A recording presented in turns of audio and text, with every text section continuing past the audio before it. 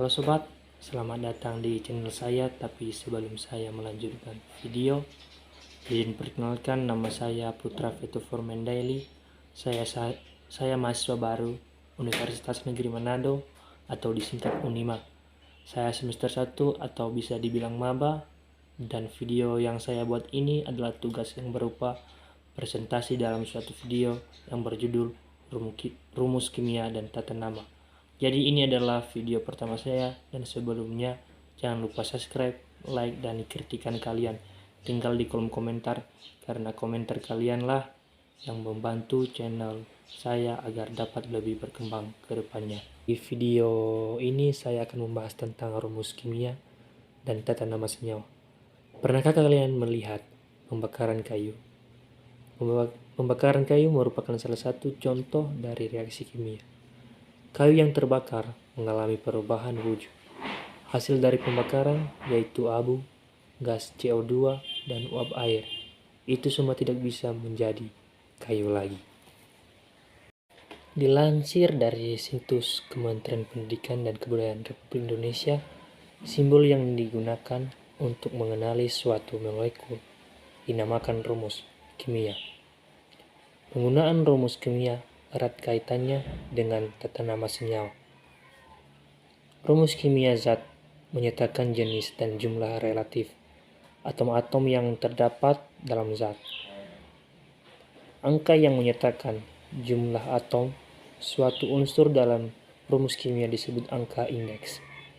Rumus kimia zat terbagi menjadi dua, yaitu rumus molekul.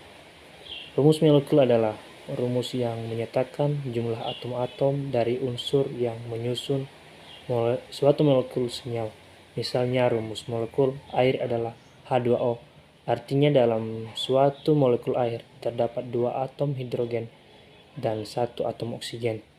Dan yang kedua adalah rumus empiris. Apakah itu rumus empiris? Empiris adalah rumus perbandingan antara atom-atom dari unsur yang menyusun suatu senyawa. Rumus senyawa ion merupakan rumus empiris. Misalnya natrium klorida merupakan senyawa ion yang terdiri atas ion Na plus dan ion Ci dengan perbandingan 1/1. Rumus kimia natrium klorida adalah NaCl. Nama ilmiah suatu unsur memiliki asal-usul yang bermacam-macam. Ada yang didasarkan pada warna unsur, salah satu sifat unsur yang bersangkutan, atau nama seorang ilmuwan yang sangat berjasa. Untuk mencegahnya timbulnya perdebatan mengenai nama, Persatuan Kimia Murni dan Kimia Terapan atau IUPAC menetapkan aturan penamaan dan pemberian lambang bagi unsur temuan baru. Dan dalam penamaan unsur berikut ini adalah aturannya, terbagi menjadi 3. Aturan yang pertama adalah nama berakhir dengan ium, baik unsur logam atau non-logam. Dan yang kedua, nama itu didasarkan pada nomor atom unsur, yaitu rangkaian akar kata yang menyatakan nomor atomnya. Dan aturan yang terakhir adalah lambang unsur atau tanda atom, terdiri dari 3 huruf, yakni rangkaian huruf awal dari akar yang menyatakan nomor atom unsur tersebut. Jadi di sini kita lihat bahwa penamaan unsur atau tata nama senyawa tidak diberi nama sembarangan, karena dalam penamaan atau nama-nama tersebut mempunyai aturan masing-masing. Sebelum saya melanjutkan tentang pembahasan tata nama senyawa, sebenarnya saya telah menyediakan judul tentang pembahasan saya. Jadi judul yang pertama adalah bilangan oksidasi, kedua tata nama senyawa binar ionik, ketiga tata nama senyawa binar kovalen, keempat tata nama senyawa asam, kelima tata nama senyawa basa, dan terakhir tata nama senyawa garam. Jadi di video kali ini mari kita bahas satu persatu. Judul yang pertama adalah bilangan oksidasi. Bilangan oksidasi bilos atau keadaan oksidasi adalah muatan hipotesis. Hipotesis sebuah atom jika semua ikatan dengan atom yang berbeda sepenuhnya ionik. Bilangan ini menggambarkan tingkat oksidasi atau kehilangan elektron dari sebuah atom dalam senyawa kimia. Secara konseptual, bilangan oksidasi dapat berupa bilangan positif, negatif, atau nol. Walaupun ikatan ionik sepenuhnya tidak ditemukan di dalam. Dan judul yang kedua adalah tata nama senyawa biner ionik. Tata nama senyawa biner ionik adalah senyawa yang terdiri dari kation berupa unsur logam monoatomik dan anion berupa unsur non-logam monoatomik. Artinya, kalsium klorida atau CaCi2 termasuk ke dalam senyawa biner ionik karena merupakan gabungan unsur logam dan unsur non-logam. Penamaan senyawa biner ionik dimulai dengan nama unsur logamnya, lalu diikuti dengan nama unsur non-logam dan ditambah akhiran ida. Contoh senyawa biner ionik adalah kalium klorida KCl, latium fluorida atau LiF, kloridum fluorida fluoride KF, boron oksida B203, natrium klorida atau NaCl, natrium nitrida atau Na3N, kalsium fosfida atau Ca3P2, besi 3 oksida atau Fe203, magnesium klorida atau MgCl. Jadi judul yang ketiga adalah tata nama senyawa biner kovalen.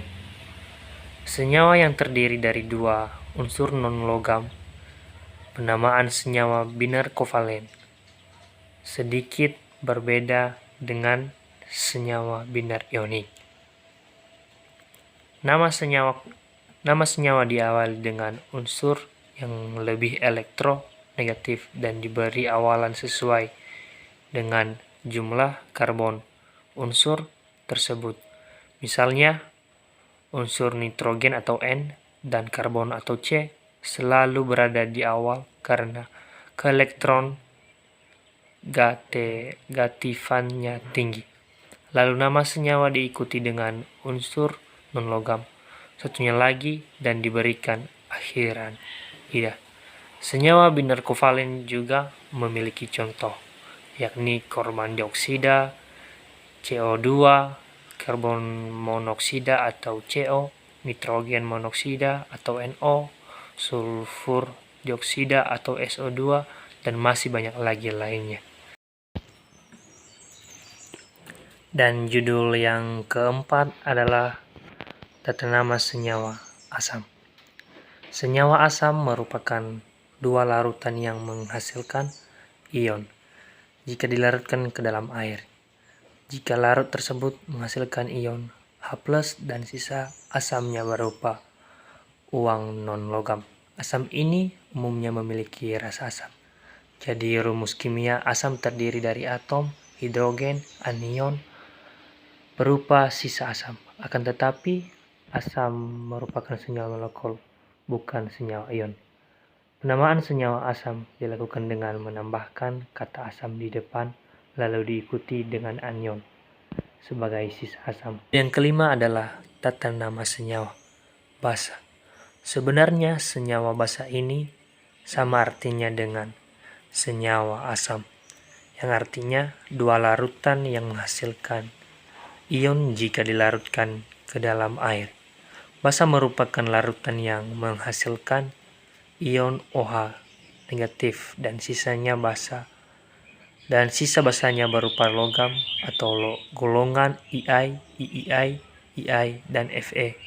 Larutan basa bersifat kuastik jika mengenai kulit terasa licin dan dapat menyebabkan iritasi pada kulit. Basa umumnya terdiri dari logam sebagai kation dan ion hidroksida sebagai anion. Yang paling terakhir adalah tata nama senyawa garam. Tata nama senyawa garam adalah senyawa yang dihasilkan oleh reaksi penetralan asam dan basa. Senyawa garam berbentuk dari unsur-unsur yang merupakan ion. Ion bermuatan positif atau kation yang bergabung dengan ion bermuatan negatif atau anion. Pada reaksi netralan membentuk senyawa garam.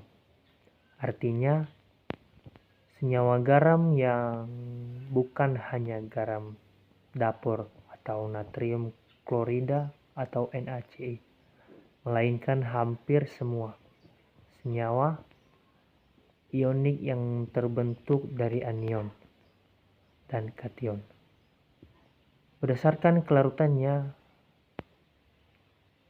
senyawa garam dibedakan menjadi ada dua, yaitu garam sukar larut dan garam muda larut. Jadi demikianlah pembahasan saya tentang tata nama senyawa. Jadi jika ada kata-kata yang salah dalam pembahasan, dalam kata-kata kepada teman-teman dan lainnya, mohon dimaklumi. Akhir kata saya ucapkan terima kasih.